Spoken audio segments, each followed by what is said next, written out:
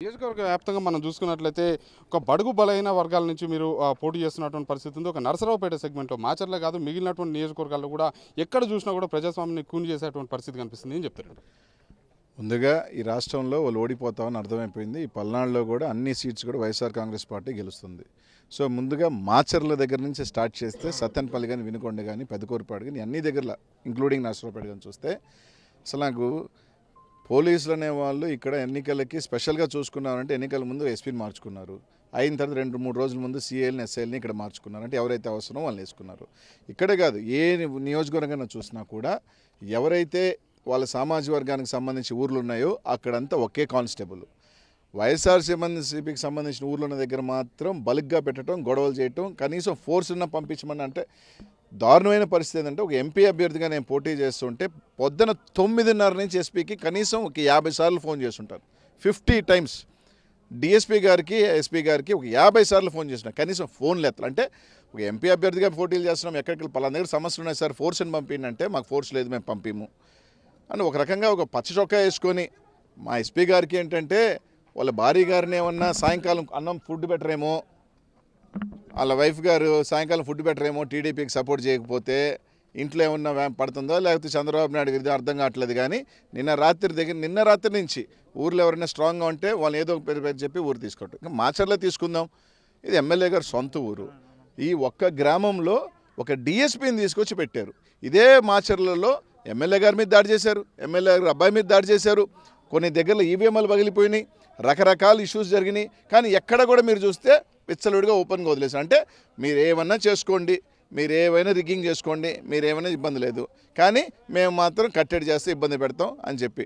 ఈరోజు ఎమ్మెల్యే గారు ఓటేయని రావాలి అంటే గంట దగ్గర 1:30 గంట నుంచి ఆయన అక్కడ నిర్బంధించి ఓటేయాలి రావంటే ముందు పోలీసు కారులో 20 km/h వస్తుందండి.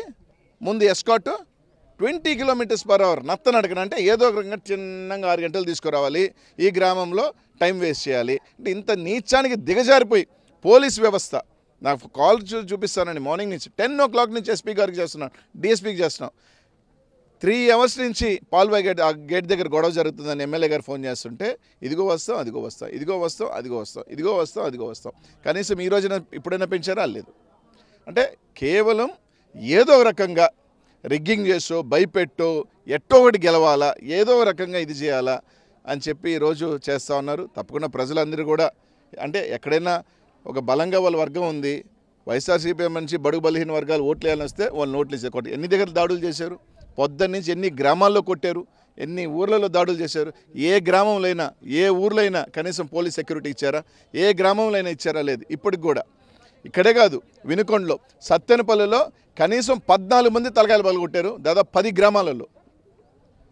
ఇదే పెదకూరుపాడులో, వినుకొండలో, ఇదే నరసరావుపేట అయితే సాక్షాత్ ఎమ్మెల్యే ఇంటికి మీదకి ఒక ఎమ్మెల్యే అభ్యర్థి, ఎంపీ అభ్యర్థి నేరుగా జనాలు వేసుకొని ఎమ్మెల్యే ఇంటి మీదకి పోయి దాడులు, ఆయన ఇంటి మీదకి వెళ్ళి అద్దాలు పగలగొట్టి ఇల్లంతా కూడా ధ్వంసం చేసే కార్యక్రమం నరసరావుపేటలో చేశారు. ఏం చేస్తున్నారు?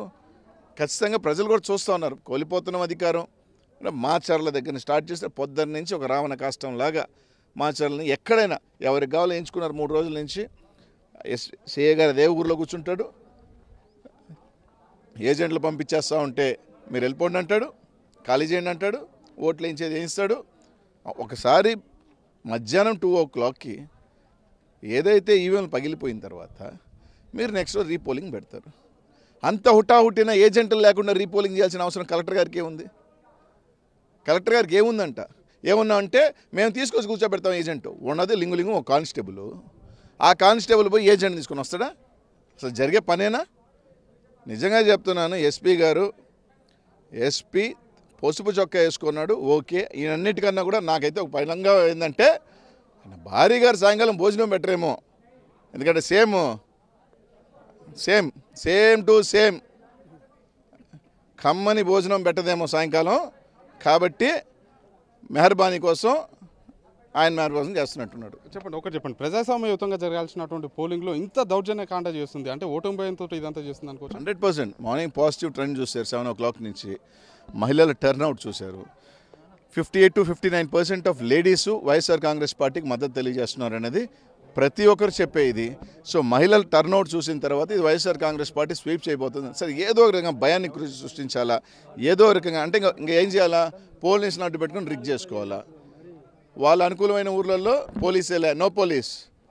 మన ఊర్లలో పోలీసులు పెట్టడం, నిర్బంధించడం, ఇబ్బందులు పెట్టడం, వాళ్ళు ఎక్కడ దాడులు చేస్తే అంటే మనల్ని చెదరగొట్టడం, వాళ్ళు రిగ్గింగ్ చేయించుకోవటం, ఇదే పని చేస్తూ ఉన్నారు. అంటే ఒకటి చెప్పండి, ఆ ఎన్నికల సమయంలో ఏ చిన్న ఫిర్యాదు వచ్చినా కూడా వెంటనే స్పందిస్తామని చెప్పేసి ఊదరగొట్టినటువంటి పోలీసు అధికారులు ఏకంగా మీరు అభ్యర్థి ఒక ఎస్పీకి ఫోన్ చేసినా కూడా కనీసం స్పందించలేదు. ఎట్లా చూడొచ్చు అంటారు? మీకు కావాలంటే నా కాల్ లిస్ట్ చూపిస్తానండి, మీరు చూసుకోవచ్చు. ఇంకా లాస్ట్ నేను ఆపేసాను మార్చి ఫోన్ చేయటం. మీకు గుంటూరు ఎస్పీ గారికి for example wait we have to see అండి, కలెక్టర్ గారికి ఇదే ఒకసారి చూడండి. ఇదిగోండి 5 టైమ్స్ వేసా. 11:38 ఎత్తల, 11:34 ఎత్తల, 11:24 ఎత్తల, 11:23 ఎత్తల. మీరు తీసుకున్నారనుకోండి 10:53 3 సార్లు మళ్ళీ. ఇదిగోండి ఈయన పేట డిఎస్పీ, ఈయన డిఎస్పీ గారు. ఇఫ్ యు టేక్ కనీసం 25 కాల్స్ చేస్తుంటానండి. అంటే మీ ఫోన్ కాలేజ్ చూస్తే మొత్తం అధికారులకు ఫోన్ చేసి కనీసం ఎవరు కూడా రెస్పాండ్ కలెక్టర్ అండ్ ఎస్పీఏ, ఇంకెవరికి చేయలే నేను. కలెక్టర్ అండ్ ఎస్పీ చేసుకుని కూడా ఏంది, సార్ పలానా ఊర్లో ఇది రిగ్ చేస్తున్నారు, సెక్యూరిటీ పంపించండి.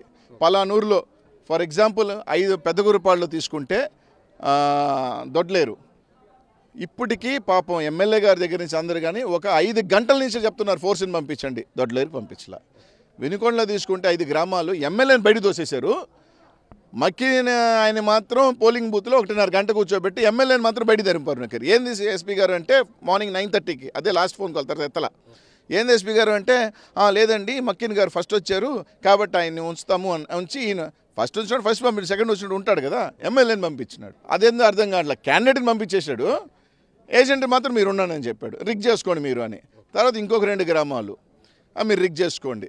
దారుణం ఏంటంటే 12 o'clockకి 800 ఓట్స్కి 600 ఓట్లు పోలైపోయినాయి. అంటే ఈ విధంగా ఎస్పీ గారు ఇంకా తర్వాత 10 నుంచి నా ఫోర్స్ తట్టుకోలేకపోయి నేను ఫోన్లు చేస్తుంటే ఇంకా ఫోన్లు ఎత్తడమే మానేశాడు ఎస్పీ డిఎస్పీ. కలెక్టర్ గారు పాపం ఎత్తుతారు, ఎత్తిన తర్వాత ఇదిగో సార్ చేస్తున్నాం సార్ అంటాడు, అది చేసేది లేదు పెట్టేది లేదు. చూసుకోవచ్చు, ఇంత ప్రజాస్వామ్యం కూని అవుతున్నా కూడా కనీసం పర్యవేక్షించాల్సినటువంటి పట్టించుకోవాల్సినటువంటి అధికారులు తాము ఫోన్ చేస్తున్నా కూడా కనీసం రెస్పాండ్ కాలేదు. ఇంతకన్నా బాధాకరమైనటువంటి విషయం ఏది లేదని చెప్పేసి కూడా అనిల్ కుమార్ యాదవ్ ఆగ్రహం వ్యక్తం చేస్తున్నటువంటి పరిస్థితి కనిపిస్తుంది. Vote studio.